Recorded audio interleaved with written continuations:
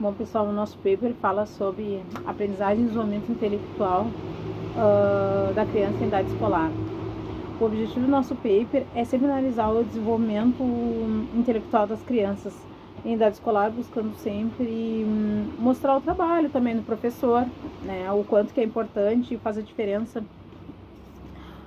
no desenvolvimento da escrita, isso elevando isso quando é aplicado às atividades adequadas, né?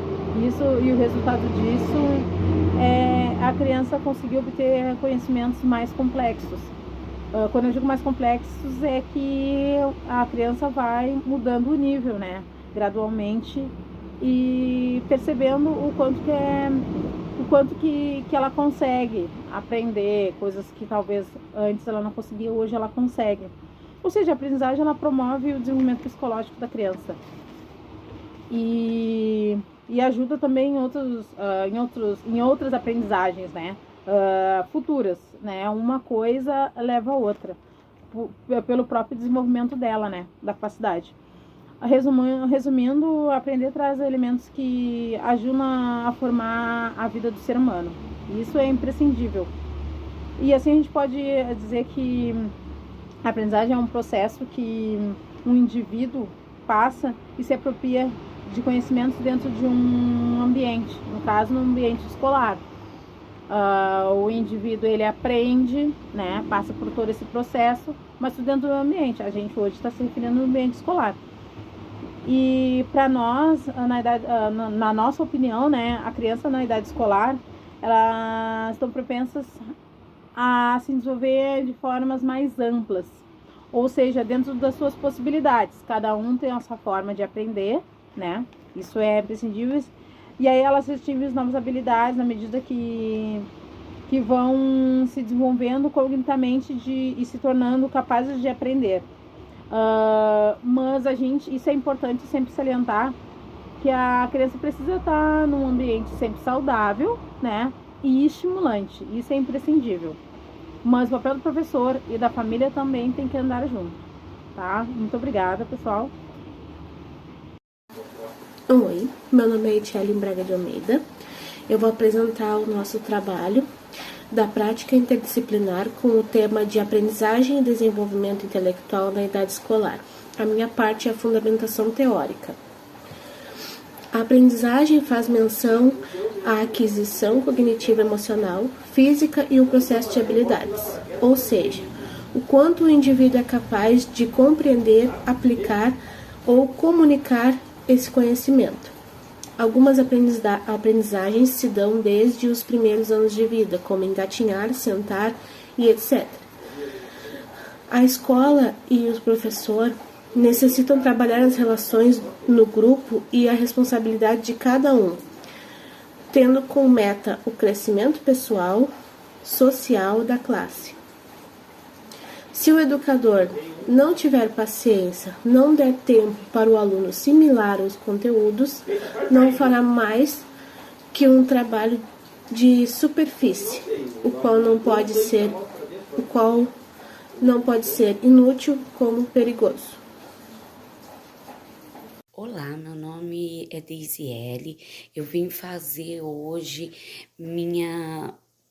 sobre a prática interdisciplinar e nós desenvolvemos um trabalho sobre o desenvolvimento da criança em sua idade escolar correta, né? E compreendemos que a criança necessita de convivência com outras pessoas fora o seu círculo familiar e também ser desenvolvida em cada fase. Cada fase para a criança, para o estudante, é necessário que ele seja estimulado, né?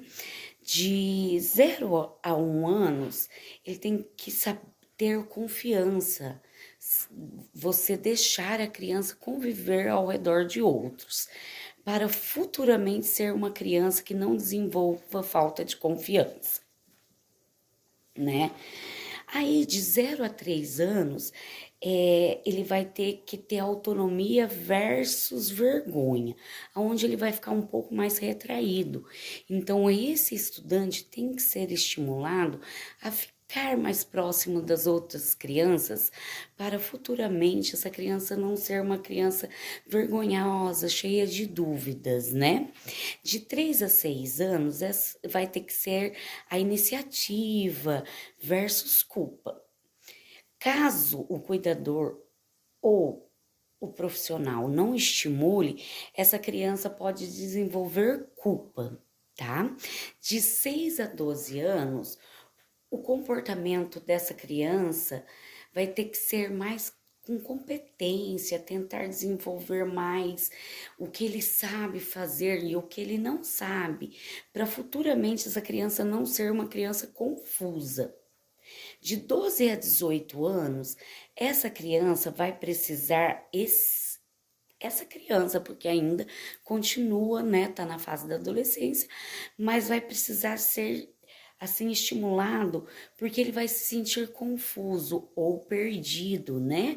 Se não estimulado, ele pode se tornar uma pessoa que vai preferir o isolamento, não conviver com mais pessoas.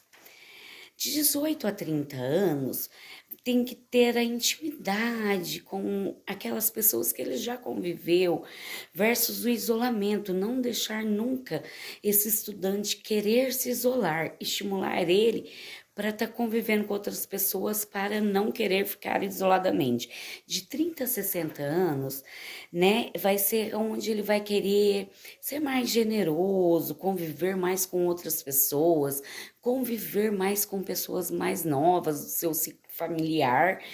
E se não acontecer, esse estudante necessitará futuramente de algum outros estímulos que vai atrapalhar muito ele na convivência e ele vai querer parar.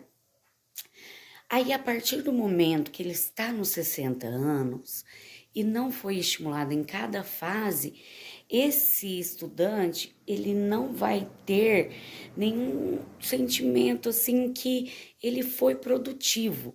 Aí ele vai querer se isolar mais, visto que ele sempre vai precisar de estimulação. Passo agora a parte para minha colega. Apresentação da socialização da prática interdisciplinar. Tema: aprendizagem e desenvolvimento intelectual na idade escolar.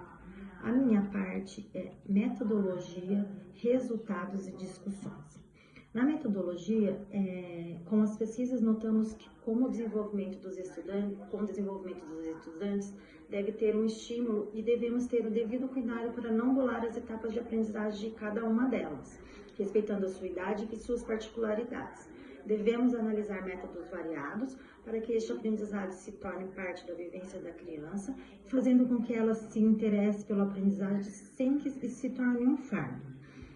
Neste artigo, analisamos o desenvolvimento da linguagem, da escrita e do desenvolvimento intelectual, onde a criança tem a missão do desenvolvimento já ao nascer, como o engatinhar e o andar.